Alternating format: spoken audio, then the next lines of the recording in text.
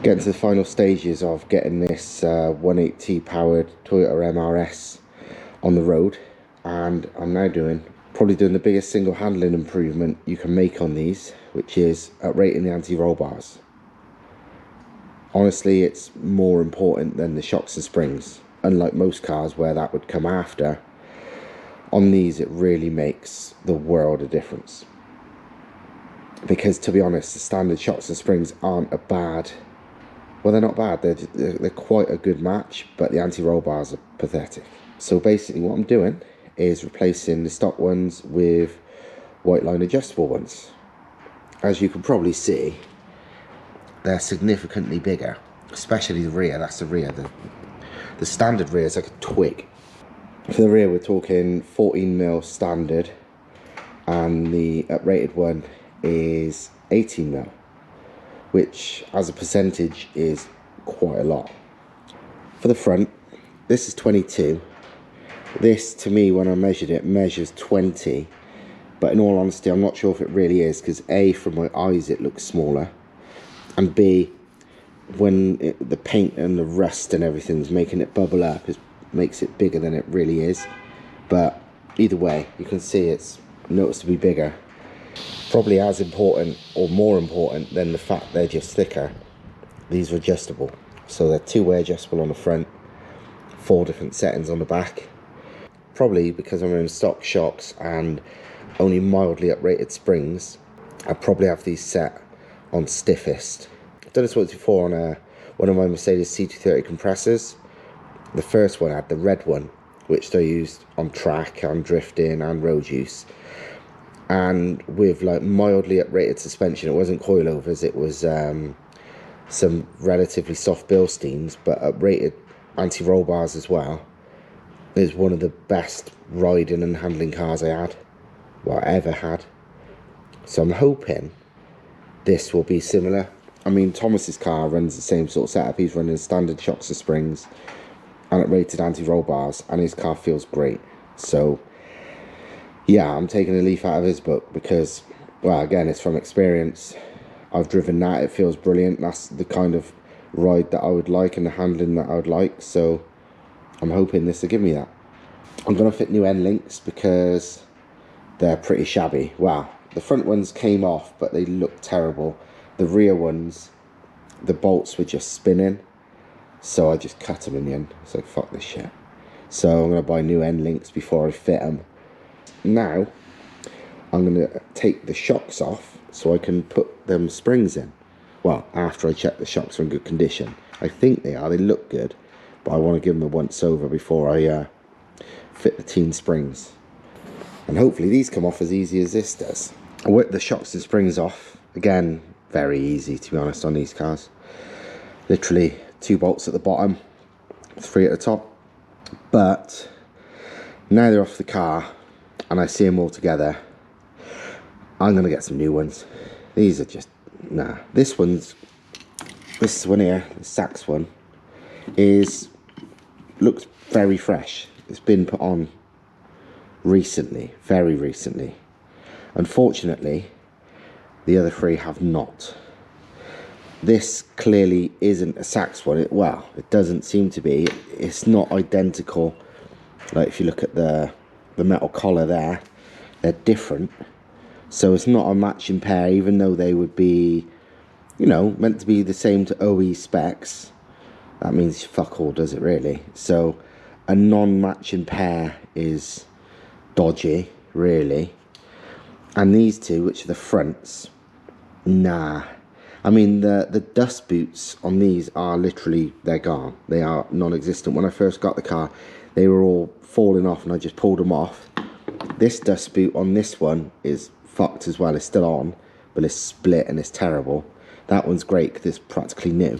But these 2 have always seemed a bit like moist at the bottom. Presume these are oil filled rather than gas. I don't know. I ain't got a clue. But even I remember when I first got this car here, they looked a bit moist to me. Yeah, I don't know, which makes me worried they're very slightly seeping. But either way, they're old and fucked. And for the sake of a couple £100. I may as well get some new ones. I bought yet another car, and it's yellow.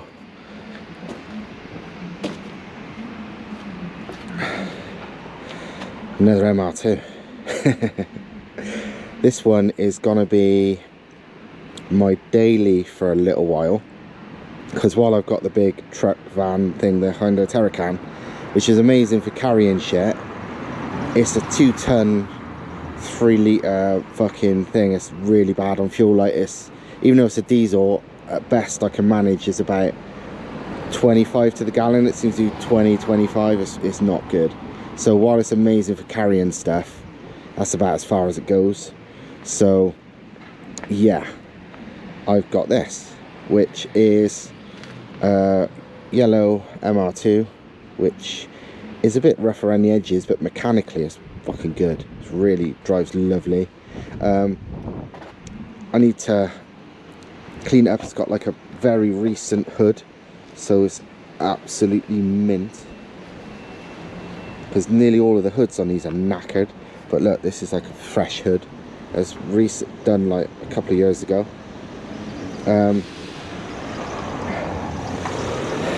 I actually don't mind the wheels. They're 17s, they're a bit big for the car really, but I actually quite like them.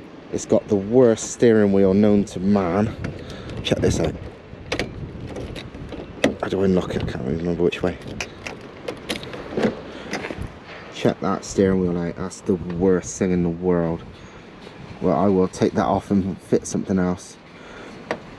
It's clearly been loved because it's got like MR2 National Day pass and everything, and stuff in the glove box, and shitloads of receipts, and obviously someone spent money on a new hood. So while it's a bit grubby, someone has I mean, that's National Day 2021, so it's been loved this year, but it's just a bit fucking needs a good clean and stuff. But mechanically it's fucking really good. It's got a very short MOT, but there's actually nothing wrong with it. You know, it's like it failed an MOT on like real minor stuff.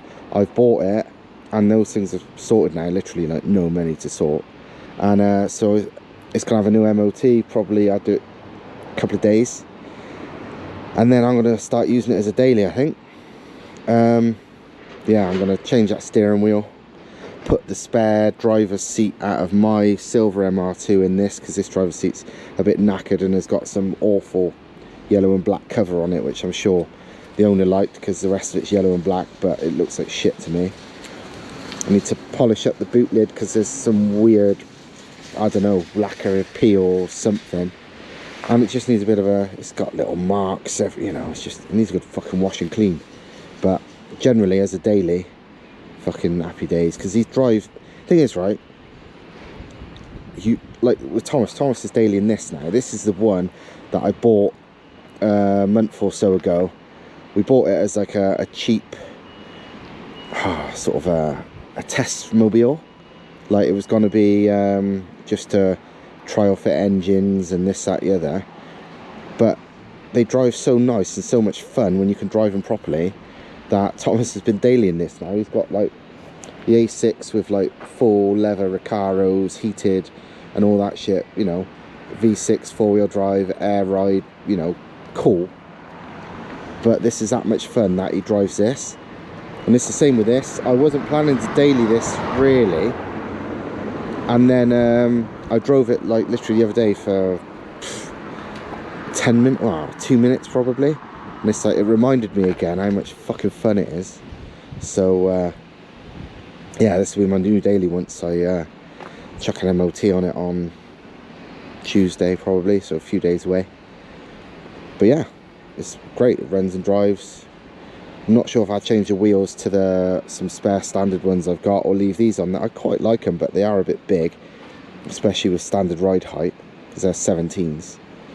So, although these are 16s at standard ride height, and they look alright, but this is, you know, it's most about how it drives, and it drives great. So it's even got quite a good stereo in it. So yeah. Also, I'll show you something else that I'm not gonna do straight away, but I couldn't help myself, so I've already bought it. Because also these are good MPG because they're so light. Like no matter what engine's in it, you're doing like 35-40 no matter what. Because they weigh less than a ton. So you could put a massive engine in, it wouldn't matter. That's what Thomas's does, you know, 65 odd, because it's a Tune 19 TDI. But yeah, as soon as I bought it, literally within 24 hours, I bought this for it. So yeah, at some point, not straight away, literally I've got this to finish, and then there's a few other bits and pieces in the workshop. As soon as it starts being room, then I'm going to 1.8T that, because as you've probably seen from this, it can be done in a day or two. Because obviously this is only taken me a month so far from an absolute piece of shit, and I've redone everything. If it was only the engine and box, you know, being fitted, which is the plan with that, there's no, you know, I'm not going to give it a full overhaul and, you know, reconstruction like I've done to this. And I'm going to stick with like the KO3S. I'm only going to make it like, you know, 250, 260 horsepower, which is loads in one of them. And it'll be at least that in torque, if not more. So I'm going to run KO3S, I'll run an air-to-air intercooler, stock injectors, just mapped, blah, blah, blah. And it'll be a weapon and just as economical. So, yeah. I don't need to, but I can't help myself when it's that easy. It's evening now, and I've been doing various things.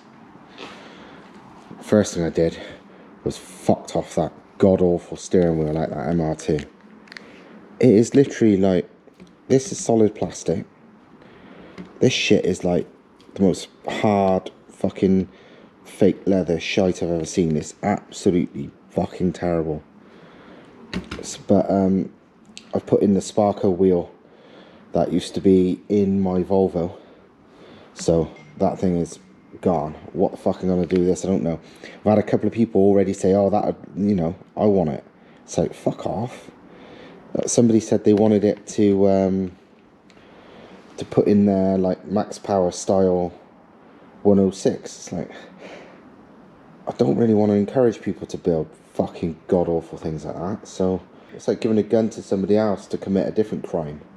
It's like, no, I think I'm better off destroying it instead. That is the new suspension, which is Teen Springs, KYB shocks, a new dust boots and, you know, bump stops and all that, basically refreshing it. White line anti-roll bars front and rear, obviously not hooked up yet, but you know the deal. So that's that. They're already on the front, so that is that. New drop links, which will be going on when I bother finishing it. Currently I'm just getting the diff ready to weld.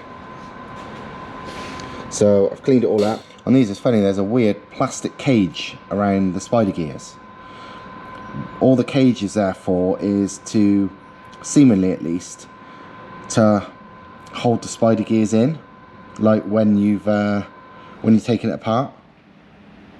But you can literally get some pliers and start ripping apart the plastic cage thing. And once it's apart enough, you can just rip it out easily. So takes a little bit of messing, but it's quite easy. So that's that done. And I've just been cutting some metal plates to put in there for when I weld the diff. Because the thing is, what people do often is they just weld the four corners of the spider gears together, and then they cry, oh, my diff's broke, or there's some shit like that. And it's like, no, your shit welding's broke. In reality, if it's done properly, if this just gets turned into one gigantic pile of weld, it's exactly the same as a spool diff, which is what 99% of drag cars and everything else run anyway, without any welding involved. And it's stronger than a normal diff because you've got no spider gears to break.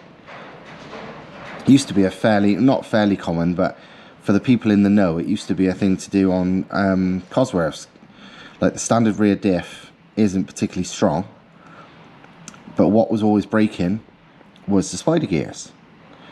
But if you weld the diff up, it don't break no more. So, and that's the case with this. The spider gears can't break if they're all welded into one solid lump. And it's a lot easier. Well, you could honestly just add weld and weld and weld and weld and weld until it's solid, but it makes a lot more sense, and it also will help strength, is just put a thick metal plate in it and weld like that. So cut one of them for either side. I've cut one already. Well, I've cut two, but I was rubbish at measuring, so the other one's too big, so I'm gonna go and trim it down, and then it's done.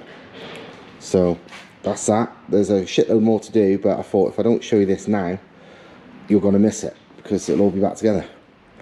And that there is a compound 1.9 TDI setup, which isn't actually going to happen now because we've got another idea.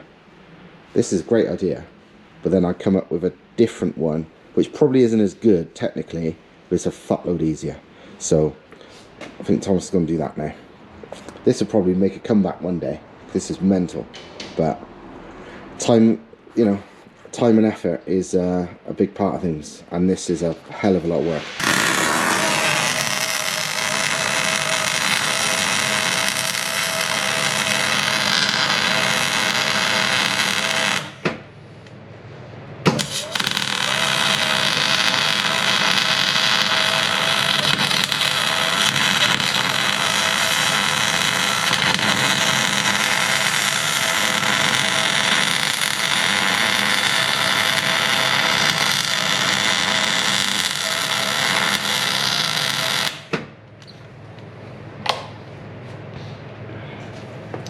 Yeah, that is serious welding. That's why the people that just use a little tiny welder at low power to spot weld the four corners of the spider gears together, and then they cry about their diff breaking. That's why. The diff is back in the gearbox, all welded up. So in a minute I'm gonna put the other end of the case on, and it's basically good to go. On the engine, I have been putting things back together. So that is for the remote oil filter and oil cooler, inlet manifolds on, including the throttle body, inlet temp sensor and whatever. GT500 injectors are in, and if you look here, it's a big old phenolic spacer.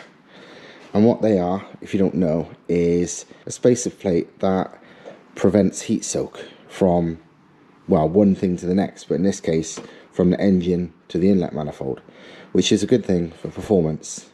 Some engines is worse than others. In all honesty, on this engine, like it is on a lot of engines, probably the biggest advantage is it doesn't heat soak the fucking air temp sensor and make it think the air temp's hotter than it really is, which is surprisingly common on a lot of engines. So that should help prevent that. And I had some of these exactly the same on my old Subaru, and yeah, they do genuinely work. You can feel the difference, like literally, like how hot it is compared to without it. How much, you know, performance thing, it's one of them where, in my opinion, a lot of it's about the air temp sensor now reading correctly, but it's all a, you know, it's all a bonus for sure. You know what I mean? It's like it's not snake oil, it's a thing. And this one's really well made, literally come as a kit. So you got the spacer, you got two genuine gaskets, you've got longer bolts, and you even got phenolic washers. These phenolic washers are clever because it eliminates any heat soak, or pretty much any heat soak, from the bolts to the inlet manifold. Obviously in the threaded section in the head, the bolts are touching. Through here, they're not really touching, they're sort of close, but it's not pushed against it. But normally the head of the Allen key, or the head of the bolt, you know, would be touching it. So they've made these spacers to prevent direct metal to metal contact. So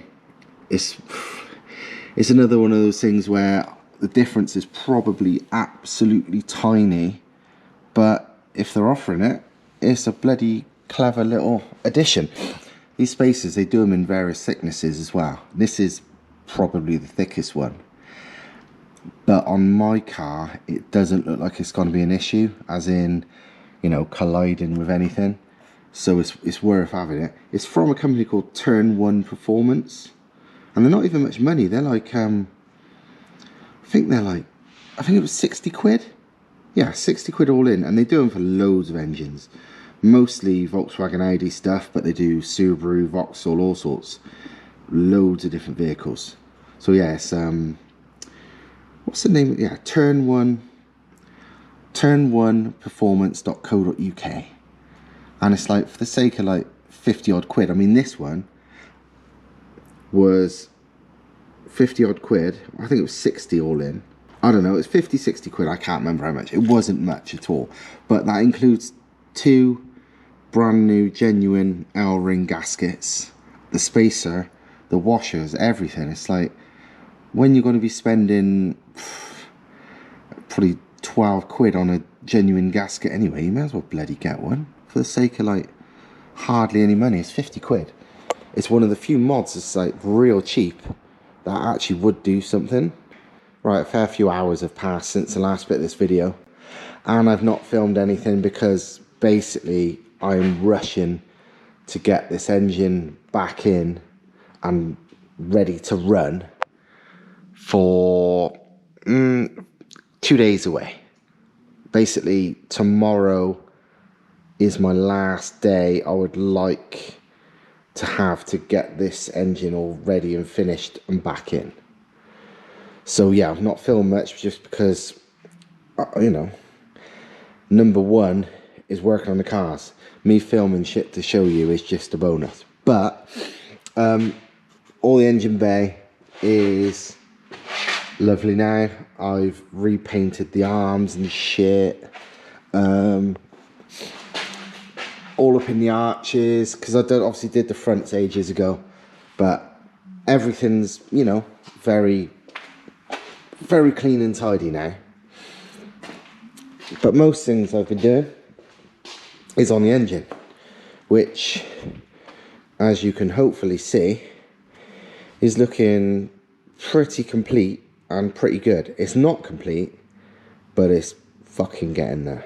I made a custom oil return, stainless steel pipe, fucking second hand, third hand. Basically, that's the original part of the original oil return. So's that, but I've shortened it by about an inch, like shortened it this way, and the rest of it is what was used for the EGR anti-lag on my Volvo.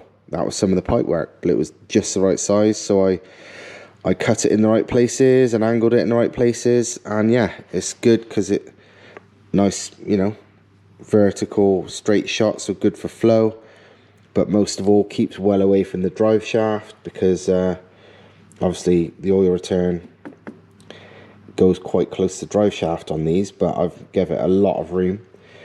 Yeah, I have got a drive shaft held on with cable ties because this is just a mock-up. So yeah, I just wanted to make sure that the shaft was in the right place for maximum room. So yeah, we are getting close. As you might be able to tell, I spent a bit of time making sure the angles here are right to avoid fucking the actuator and all that. Because if you remember from maybe the previous video, maybe earlier on, I can't remember, but this isn't directly up and down. It can't be because of clearing everything. It's at a slight angle, so this had to also be at a slight angle. Oh, I know what it is, because of the actuator. If this was dead vertical, the oil return would be there, and that is not good, because you can't have an oil return going through an actuator arm. That defies the laws of physics. So yeah, that's where we are. I think that covers everything. And in all honesty, although I kind of hope to have the car running for this video, I've done so much, it's basically needs to be part of a separate video. The car's still going to be, it's roughly on schedule. It's taken me just over a month from buying it to when it should be ready. It's about a week behind schedule. But to be honest, if I had all these parts, if I had to do it again, you know, if I did this a second time, so I had all the parts ready, because obviously I'm fucking winging this. This is all new. This is, you know, it's never been done, so I'm working it out as I go along. Now I know how to do it. If I bought all the parts first and it was just a case of there's an MR2, there's the engine, there's all these fucking bits, pull it on, you'd have it done in either a solid weekend or maybe three days. Wouldn't take me that long, really wouldn't. It's fairly simple. I mean, even now it's taken me like a month and I'm only doing it a couple of days a week, because fucking I need to work, I need to make a living. This don't make me any money. It makes me like 50 quid a month. So yeah, you know, even though this has taken a month, it's not a month solid of working on it. Fuck no. I doubt if it's more than a week of solid of working on it. So yeah, we're very close. But that is it for this video. Not going to be running, unfortunately, but it fucking will in the next one. So yeah, hope you liked it. Subscribe, comment, you know, all that fucking usual stuff. What am I going to say? Ring the bell and all that bollocks, like people say. But nah, just keep watching. Tell people out that this channel's good. Anything, just help it grow. Sound. See you later.